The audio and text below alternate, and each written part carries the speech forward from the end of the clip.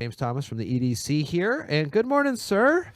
Good morning, Jeff. What a horror! Oh my gosh. Yeah, that was an Amtrak passenger train, wasn't it? It was, and so they are looking, continuing to check things out. We'll provide the best information that we have when we have it available for you. What is going on? Oh yeah, some big picture. Sorry about that. Shifting gears now to the EDC. A couple weeks back, we had the Regional Innovation Expo. Haven't really had a chance for a debrief. Well, the expo went very well. We've really got this down to a science now, Good. and it was very well attended, Jeff. And I do want to take just a moment to thank our several sponsors. First and foremost, iFiber One. Well, thank you. iFiber is always such a great proponent for all things Mason County, and we really do appreciate it. I'm glad that we were able to help as best we could. We'd also like to shout out to Little Creek Casino.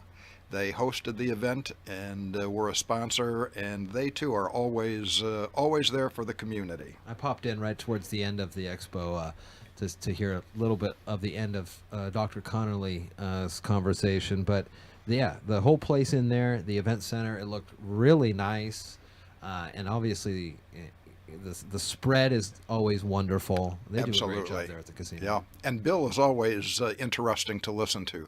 I don't always agree with everything that Bill has to say, but it is always thoughtful and well supported with the evidence. So good. Always good. I'd also like to take just a moment to recognize the Shelton School District, Mason General Hospital, another great asset of the community and a wonderful supporter of EDC. Taylor Shellfish, always there for us. Mm-hmm. Special shout out to Wes Taylor, who is on our board, and of course to Olympic College. Oh yeah. So we had a number of breakout sessions. They were all well attended, and I wasn't able to go to any of them because I was involved in some other things. But in talking to those who did, everybody got a lot out of them. I heard that the 3D printed house conversation was quite an eye-opener for many. I heard that as well. And in fact, in my business, we use 3D printing to model products before we cut steel to make injection molds and things. Uh-huh. So I haven't used this outfit before, but the very next part that we make, they're going to get the opportunity Cool. to make it for us. Very cool.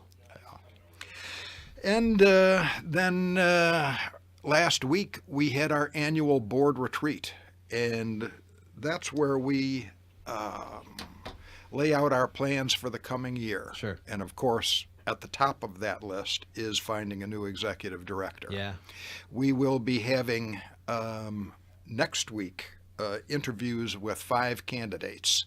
The candidates that we have come from all over the United States. Wow. As far away, I think I have this right, North Carolina, Oh, geez. to a couple right here in Washington State. Very cool. Yeah, That's so that's gotta make you feel good that you can it does. large pool there to Yeah, ask and the application period is still open until I believe about the middle of January. So we expect to get additional resumes as well. Yeah. Nice. So we've also talked a good deal about board governance, the way that we run internally, how things are done.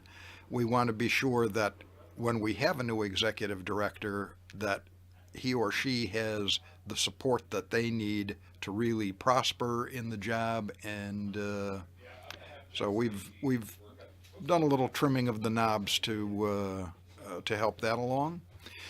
And we are going to focus a lot on residential construction. Oh, good. This is such an important thing. Yeah. We have made real strides in the city, in Belfair with the new development regs, in the county on streamlining the process. I met with EDC staff and David Overton, who is on our board of directors. We're setting up a residential developers conference for North Mason.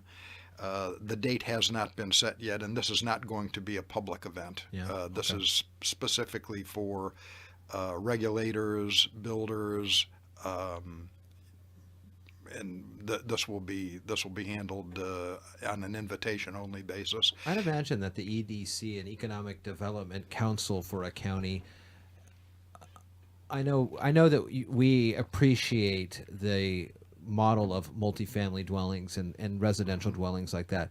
Is that right in the purview of the EDC, or is It that is. something that you say, listen, we need this. There's got to be availability for folks to live here before we get any super spur in growth. This is absolutely true, Jeff. And we take a wide view of our purview. We are, in fact, the Board of County Commissioners' tool for economic development. Sure. And we don't see that as just trying to get, Honda to build a plant in Mason County. Yeah. Honda ain't coming to Mason County. Right. But there are lots of things that we can bring to Mason County to improve the quality of life for everyone. And residential housing, and I must tell you, multifamily is an especially important part of that mix. There is very little. It's paltry, the number, compared to what you would need. I feel that you would need to have a good base of people that live here and stay here, Yep. as opposed to the 40 or 50% that leave county every day. Right. And we're trying to address those things.